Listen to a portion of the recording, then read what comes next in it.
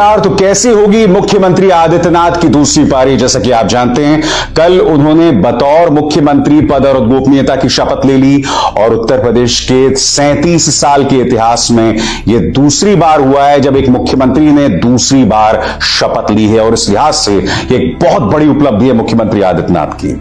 मगर इस मौके पर पूर्व मुख्यमंत्री अखिलेश यादव ने एक कड़ा तंज कसा है, क्योंकि जिस स्टेडियम में यह पद और गोपनीयता की शपथ ली गई है, उस स्टेडियम को जनता के सामने लाने का काम पूर्व मुख्यमंत्री अखिलेश यादव ने किया था। और उन्होंने क्या कहा है आपके स्क्रीन पर।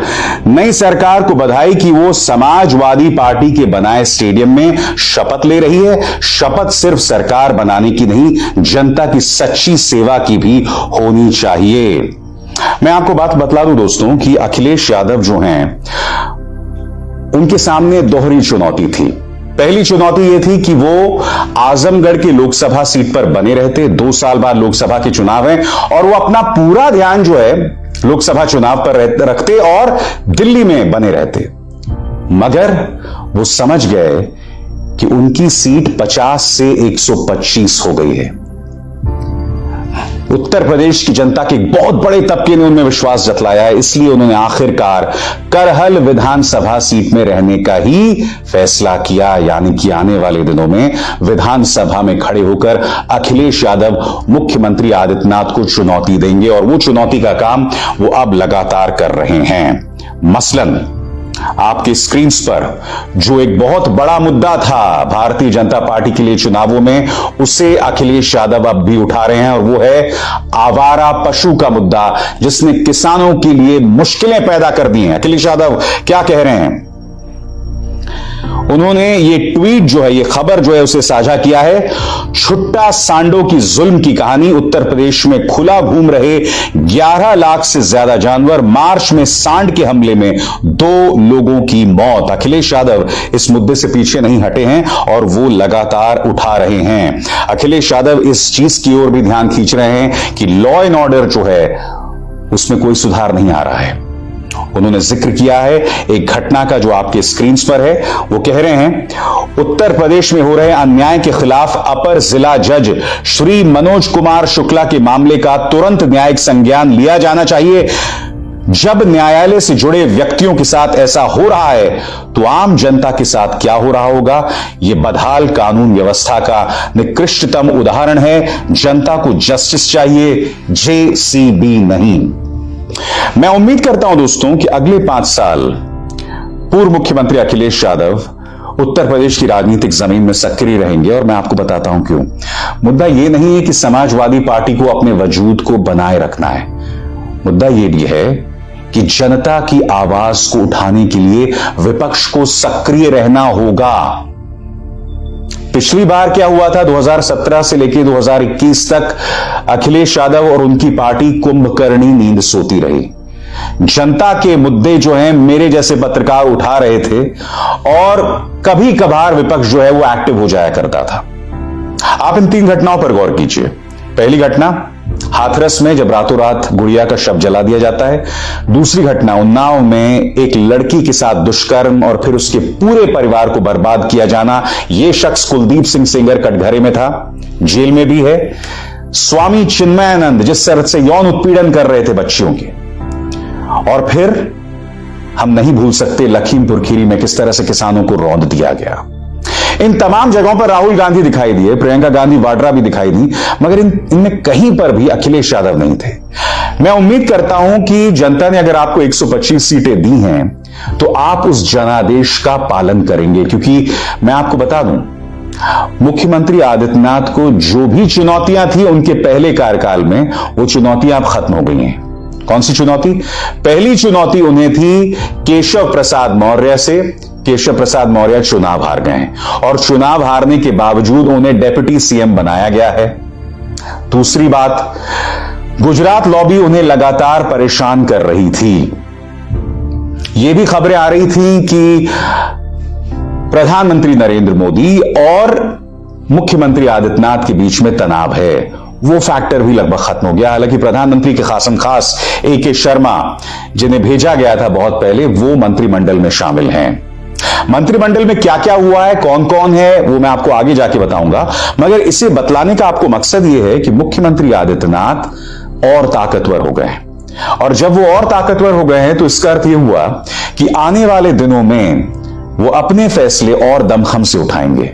आने वाले दिनों में, चूंकि 2 साल के अंदर लोकसभा के चुनाव हैं, तो मुख्यमंत्री आदित्यनाथ को प्रधानमंत्री पद की दावेदारी भी पेश करनी है 2029 के लिए। उसके लिए बहुत जरूरी हो जाता है कि 2024 में भारतीय जनता पार्टी जो है 70 सीटें लोकसभा में जीते उत्तर प्रदेश के अंदर, और उसमें मुख्यमंत्री आदित्यनाथ की बहुत बड़ी भूमिका होने वाली है। अब एक और फैक्टर पर गौर कीजिए, हम जैसे जैसे 2024 के चुनावों की तरफ बढ़ेंगे वैसे वैसे मैं आपको बतलाना चाहता हूं, राम मंदिर का जो है कपाट खोले जाएंगे, उसका उद्घाटन होगा। क्या आप कल्पना कर सकते हैं कि उस उद्घाटन के आसपास मीडिया किस तरह से कवरेज करने वाला है?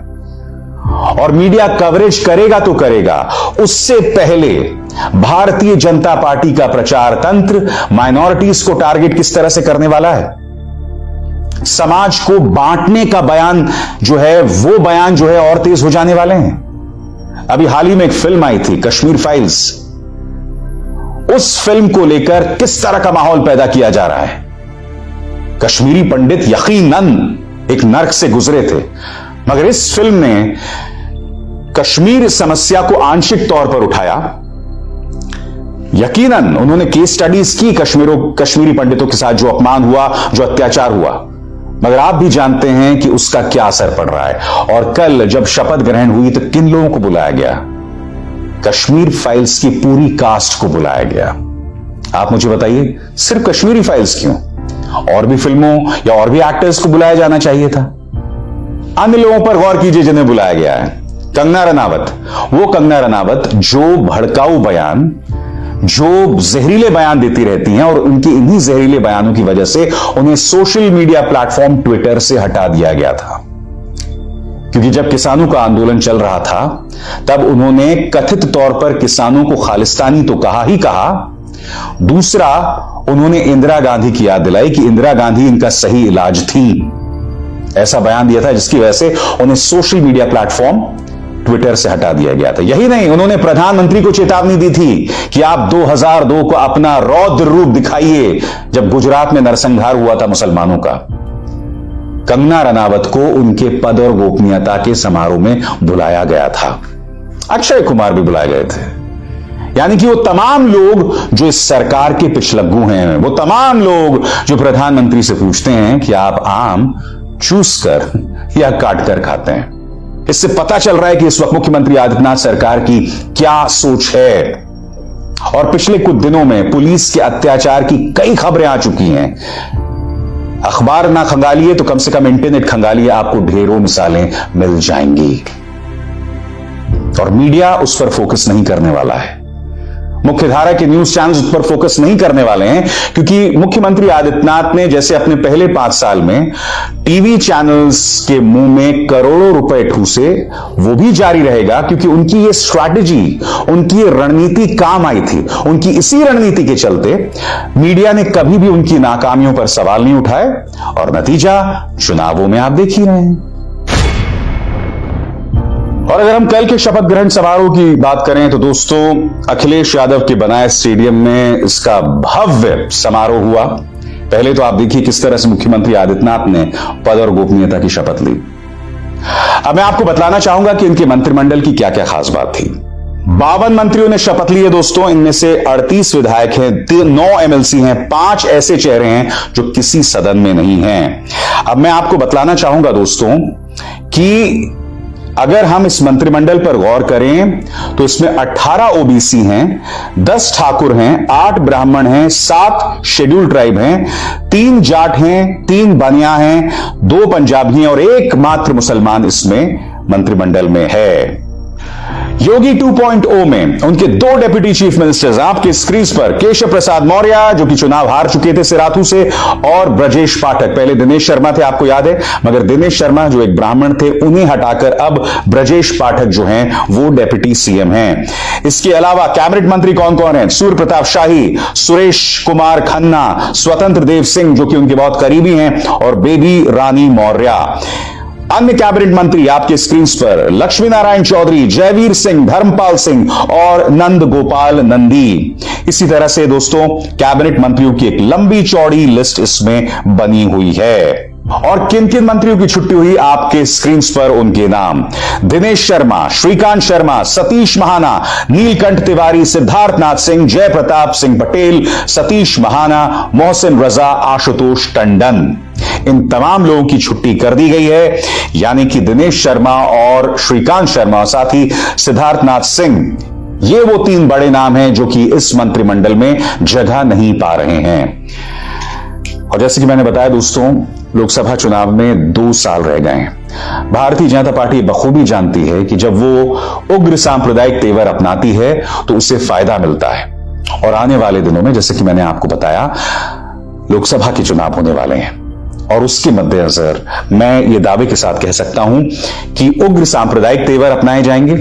हां, अब भारतीय जनता पार्टी के लिए यह कहना नहीं रह जाएगा जब उसकी नाकामियां और सामने उभर कर आएंगी कि भैया इसकी जिम्मेदारी समाजवादी पार्टी की है या अन्य पार्टियों की है, क्योंकि जब लोकसभा चुनाव आएंगे तब तक मुख्यमंत्री आदित्यनाथ की सरकार को करीब 7 साल हो जाएंगे। तब जवाबदेही और मजबूत हो जाएगी और मैं उम्मीद करता हूं कि विपक्ष अपनी भूमिका दमदार तरीके से निभाएगा। और मेरा वादा है कि मेरे इस मंच पर मुख्यमंत्री आदित्यनाथ सरकार के कामकाज पर मैं लगातार निगाह रखे रहूंगा। ये मेरा वादा है। अभिसार शर्मा को दीजिए इजाजत।